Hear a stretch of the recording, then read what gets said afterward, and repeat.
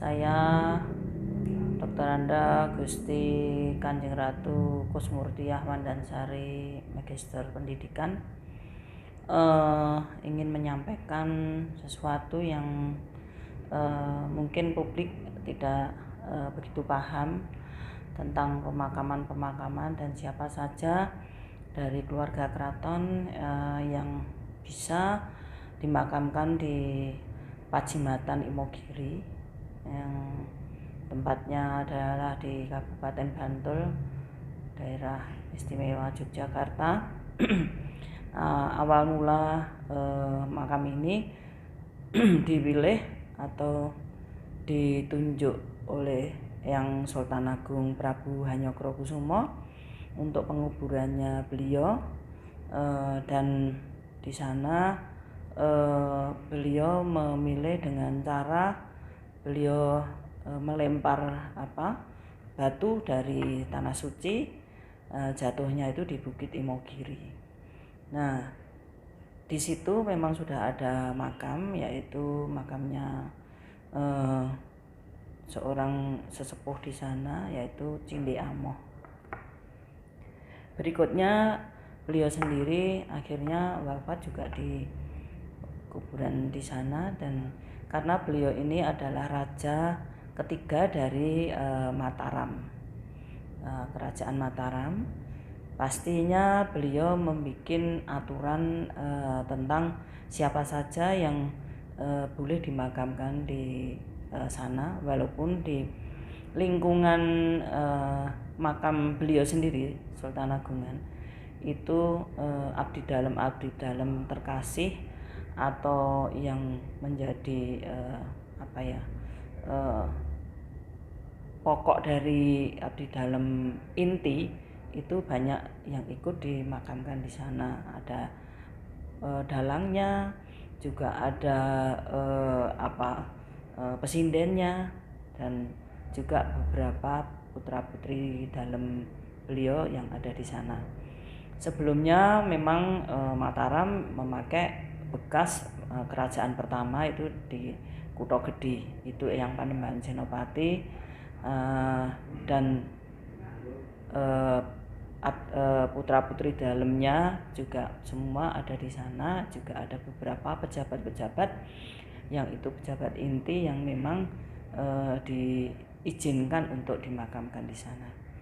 Nah, untuk Imogiri itu sendiri sampai pada posisi Pakubono ke-12 yang pastinya saya pakai, karena saya di sana melihat bagaimana pemerintahan zaman Sinuhun Pakubono ke-12 di Keraton Surakarta Hadiningrat. Eyang-eyang putra-putri dari Sinuhun Pakubono ke-10 itu wafat dan dimakamkan di sana juga, termasuk sebetulnya untuk yang jenazahnya bisa dileremkan atau ditaruh di dalam Sasana Mulya itu juga putra-putri dalem, juga priyantun dalem.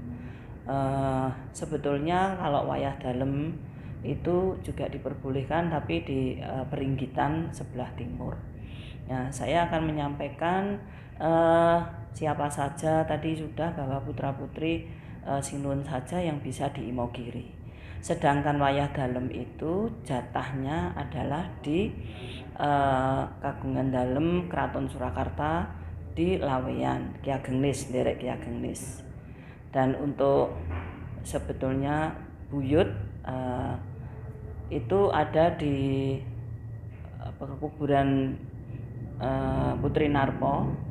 Terus Narpo itu sebetulnya dulu ada yang dibolehkan sampai Canggah itu di pekuburan bekas Keraton Kartosuro. Tapi karena di sana sudah ditetapkan sebagai kawasan cagar budaya, sehingga sejak adanya Undang-Undang Cagar Budaya tahun 2011 itu sudah ditutup untuk pekuburan, baik itu untuk keluarga keraton yang geratnya itu adalah Canggah, dan untuk dulu malah diberikan sebagian ada untuk umum. Nah, ini sudah ditutup semuanya. Dan sekarang keraton sendiri mengupayakan untuk bisa pekuburan ini menjadi satu tempat untuk wisata spiritual, karena di sana ada makam yang sangat legendaris di keluarga kita, yaitu Kanjeng Ratu Sedah Mirah. Itu seorang seorang, kalau di keraton beliau ini pengageng dari keputren yang tugas kewajibannya itu bertanggung jawab atas seluruh putra putri dalem, juga abdi dalem putri semua. Nah, di sini kenapa harus memakai di Imogiri khususnya dan Kutha Gede harus memakai pakaian Jawa, dan khusus yang perempuan harus pakai kemben. Nah, di situ memang pasti kita merujuk pada aturan yang sudah ada sejak dulu, bahwa saya sendiri juga dingendikani oleh Sinun Pakubono ke-12, yaitu Ayahanda, bahwa kenapa harus memakai pakaian lengkap pesowanan ke dalam keraton, karena di dalam keyakinan kita, di dalam walaupun kita Islam, tapi pekuburan itu tetap pada posisi beliau itu disemayamkan di sana sebagai raja, dan dibikinkan istilahnya keraton di sana. Makamnya yang persis itu ada kerobongannya itu disebut Probosyoso juga. Jadi seperti di kamar pusaka di dalam keraton itu tempat tidur raja yang paling sakral, disakralkan itu adalah Probosyoso. Jadi Probosyoso Pakubono berapa, Pakubono sampai pada yang Sultan Agung Hanyokrokusumo yang pertama dimakamkan di Pacimataan Imogiri ini. Nah, jadi pakaian itu disamakan kalau kita masuk kepada ke kamar pusaka itu. Kalau yang laki memang ya pakai pakaian Jawa, dan dibolehkan sebetulnya yang dibolehkan untuk tidak hitam itu adalah hanya putra dalem dan wayah dalem. Selebihnya sebetulnya tidak dibolehkan, harus hitam. Yang wayah dalem dan putra dalem itu bisa memakai beskap yang warna krem atau warna coklat gitu. Itu yang diperbolehkan.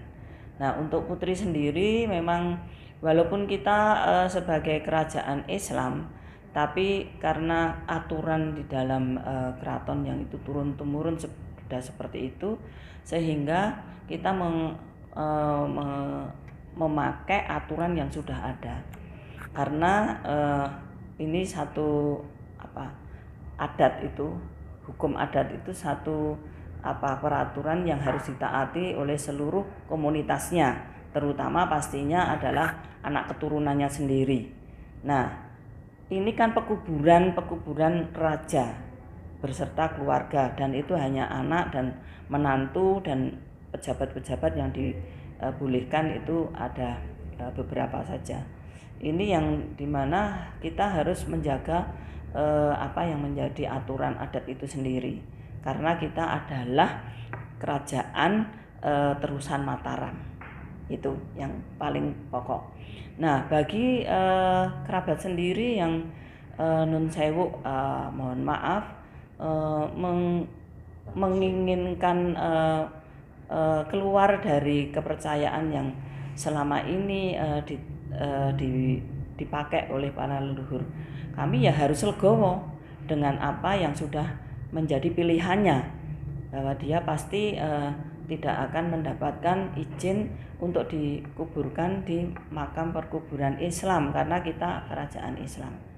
Ini harus betul-betul ditaati, karena kalau tidak ya nun sewu, apapun kita akan mendapat halatnya kalau kita itu melanggarnya itu.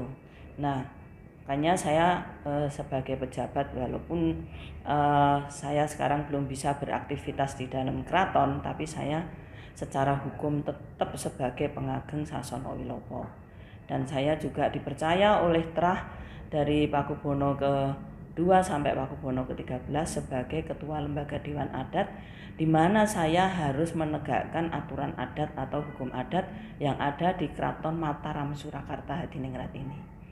Jadi apa yang saya sampaikan ini semoga menjadi catatan dan sebagai peringatan bagi kita semua sebagai anak keturunan dari Sinuwun yang pernah bertahta di Mataram Surakarta ke atas, yang ini adalah kerajaan Islam.